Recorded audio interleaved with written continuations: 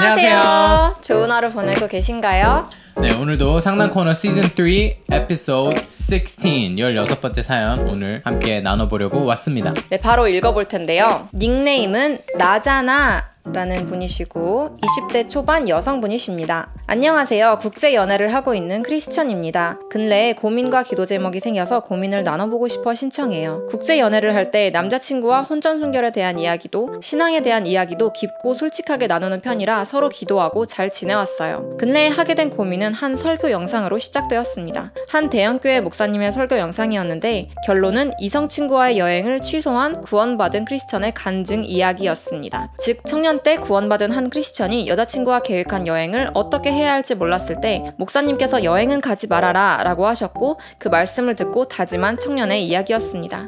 국제연애의 특성상 몇 개월마다 한 번 보는 사이인 저희는 서로의 집에 머무는 것도 함께 여행을 다니는 것도 당연하게 여기게 되었는데요. 저도 20년 이상을 한국에서 나고 자랐고 혼전순결에 대해 많이 고민하고 기도해왔습니다. 해당 영상을 보고 여행을 가는 여부 자체가 구원받은 자에 분별되는 척도 자체로 여겨지는 것 같아 상실감이 들었습니다. 근데 해당 내용이 보편적으로 크리스천 사이에서 받아들여지고 있는 것도 압니다. 저희 아버지도 친구들도 그렇게 말했고 지켜가며 살아가고 있으니까요. 그러나 사람마다 주어진 상황이 다르기에 말씀이 우리 개인에게 적용되어 주시는 것을 알고 있는데 왠지 모르게 해당 말씀을 어떻게 받아들여야 할지 고민이 특히 많이 됐었어요. 그럼 난 어떻게 연애해야 하지? 라는 생각이 많이 들었고 제 남자친구는 서로의 집에 머무는 것은 문제없다고 생각하고 말을 한다 해도 그냥 서로에게 더 침울해질 것만 같았습니다. 더욱이 저는 난 국제연애니까 라며 변명하고 싶지도 않고요. 상담의 이해를 돕기 위해 추가 부연 설명을 드리자면 저의 집안은 많이 보수적이고 부모님은 연애 사실을 알고 계시지만 구체적인 상황은 모르세요. 그리고 현재 남자친구와 서로를 하나의 인격체로 나에게 보내주신 보물로 여기며 서로의 선을 지키려 노력하고 있습니다.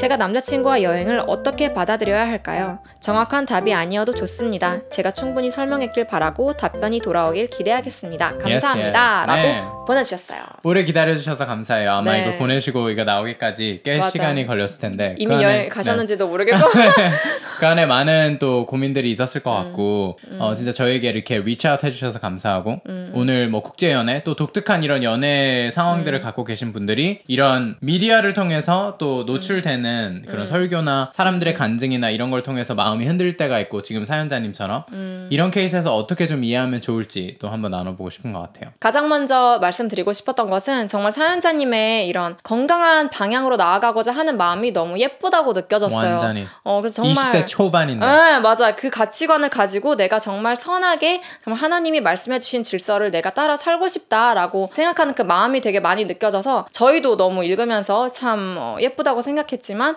하나님도 얼마나 예쁘게 보실까. 그냥 분별력 없이 살아갈 수도 있는 건데 이렇게 항상 그거에 대해 생각하고 하나님이 나에게 주실 가장 좋은 것이 무엇일까라는 거를 계속 고민하며 살아가고 있는 모습이 너무 멋지다고 먼저 말씀드리고 싶었습니다. 그리고 뭐 이런 핑계도 되고 싶지 않다. 뭐 나는 국제연애지만 뭐 이런 맞아. 되게 선한 중심을 갖고 계신 게 많이 느껴졌고 그리고 이런 거에 대해서 그냥 본능적으로 하지 않고 진짜 고민하고 있고 하나님 앞에서 제대로 하고 싶어 하고 이런 중심 너무 좋은 것 같고 그리고 서로를 보물이라고 이렇게 표현하는 사연자님이 이렇게 적어주셨는데 그런 게 너무 좋은 것 같아요. 우리가 서로를 그냥 이렇게 이용하려고 하는 것도 아니고 진짜 서로를 소중하게 여기고 잘해보고 싶다라는 그런 중심이 느껴져서 너무 격려와 응원을 드리고 싶었어요. 네, 그래서 이제 드디어 사연으로 또 이렇게 고민으로 넘어가 보자면 저는 또 들었던 생각이 그거였던 것 같아요. 정말 말씀해주신 대로 사람에게는 각자에게 주어진 상황이 다 다른 것 같아요. 근데 그 상황을 하나님이 어떻게 우리를 지혜롭게 이끌어 주실까를 우리가 분별해 나가는 것이 가장 중요한 것 같아요.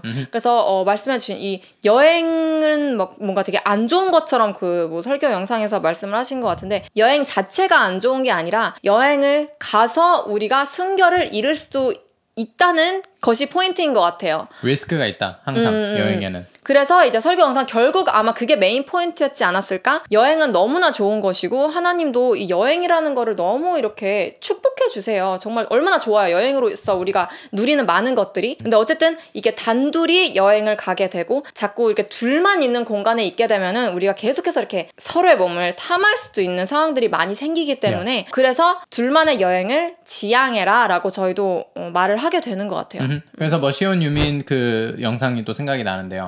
그 둘은 뭐 여행을 당일치기로만 갈 수 있는 것으로 이렇게 제한하고 서로 안에 그렇게 룰을 정하기도 했었어요. 근데 이게 그러니까 너무나 커플에 맞게 독특하게 해야 되는 게 맞아요. 지금 대형교회의 어떤 한 간증을 듣고 마음이 굉장히 이렇게 어려워진 상황인데 그 간증은 그분의 스토리란 말이죠. 그분의 독특한 상황과 여러 문맥, 맥락 이런 것들이 고려되어서 이제 그런 스토리가 나온 거기 때문에 지금 국제 연애를 하는 사연자님이 그거를 적용하실 때는 또 나에게 유익한 것만 그 안에서 뽑아내고 나에게 맞게 하나님이 어떻게 인도를 하실까를 이제 하나님께 직접 찾아가는 게 훨씬 더 중요한 프로세스인 것 같아요. 우리가 대형교회, 특히 이렇게 대중 앞에 나눠지는 간증은 잘 이해해야 돼요. 그게 어떤 세팅인지. 많은 사람들이 들었을 때 괜찮아야 하는 세팅도 있고, 그리고 또 종교의 특성상 위에서 얘기를 할 때 이게 율법적으로 전달될 수밖에 없는 부분도 있는 것 같아요. 목사님이 여행을 가지 말라 그래서 안 갔다. 하나님 때문에 내가 안 가기로 결정했다.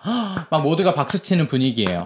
그런데 그런다고 하면 이제 우린 여행 갔는데 하는 모든 사람들은 다 이제 난 뭐 잘못한 거. 근데 그게 아니라는 거예요. 그게 의도는 그게 아니라는 거죠. 그게 그 사람이 하나님을 위해 그 사람의 스토리 안에서 결정을 했기 때문에 우리가 박수를 쳐주는 것이지. 요게 메인 포인트야. 그러니까. 나에게는 완전 다르게 적용될 수 있다는 것이 또 똑같이 우리가 모든 설교를 들을 때 모든 누군가가 무대 위에서 무슨 얘기를 할 때는 지혜롭게 청중이 들을 줄 알아야 되는 것 같아요. 그래서 이 부분이 지금 사연자님이 적어주신 거를 통해서 많은 우리 지금 보시는 크리스천들한테 적용됐으면 좋겠어요. 들을 때 나의 상황에 맞게 지혜롭게 듣자. 불필요한 역기능이 그 설교를 통해 전해질 때 무대 위에 누군가를 통해 되게 율법적인 메시지라든지 뭔가 내가 불필요하게 죄책감을 느끼는 부분들이 생긴다면 분별하자. 내가 정말 그게 둘 중 하나겠죠. 하나는 진짜 내가 잘못하고 있는 부분이 찔렸을 수 있어요. 맞아.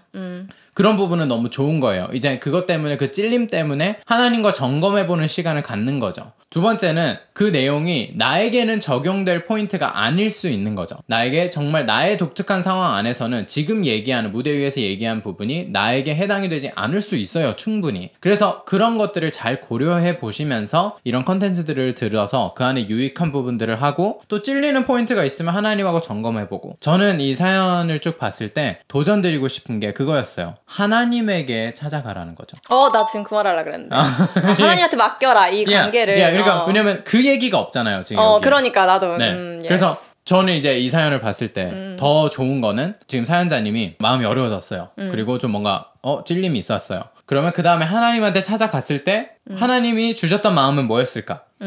그때 하나님은 뭐라고 하셨을까? 또는 하나님과의 이런 고민의 시간 동안 내가 깨달아진 거는 뭐였을까? 이게 진짜 중요한 포인트인 것 같아요. 나에게 맞게 하나님을 인도하시고 어떤 사람은 그러니까 이게 성경 안에서도 그렇지만 믿음의 분량에 따라라고 하잖아요. 성욕의 분량에 따라서도 있어요. 어떤 사람은 정말 성욕이 없어서 여행을 가서도 충분히 단절을 할 수 있는 사람들이 있고 같은 공간을 안 구하는 사람들도 있고 여행이라고 했을 때도 너무나 다양하단 말이죠. 이 세팅이. 국제 연애도 저는 마찬가지일 거라고 생각을 해요. 이게 뭐 서로의 집에서 머문다. 오케이. 서로의 집에서 머무는 거는 20대 초반 커플이 별로 이렇게 지혜롭지는 않는 포인트일 수 있어요. 그게. right? 그래서 저희는 20대 초반인 상황에서는 진짜 이게 제어가 잘 안 될 수 있기 때문에 성욕이 불필요하게 내가 무책임한 실수를 저지르지 않을 세팅을 만드는 거는 중요한 것 같아요. 그래서 저희가 드리고 싶은 조언은 그러면은 서로 만날 때에 서로의 집에서 만나는 게 경제적으로 재정적으로는 훨씬 우리가 아낀다고 느껴질 수 있지만 장기적으로 봤을 때는 이게 오히려 더 큰 손해가 될 수 있거든요. 이런 몇 가지 우리가 하나님의 질서를 위반할 수 있는 상황을 우리가 스스로 만드는 것이 그렇기 때문에 숙소를 따로 구하는 것을 추천해 드려요. 아무리 국제 연애고 서로 이렇게 비행기를 타고 어딘가를 가서 서로를 만나야 할 수밖에 없는 상황일 때에 숙소를 따로 구하는 이게 정말 우리는 크리스천이라서 나는 I take God seriously.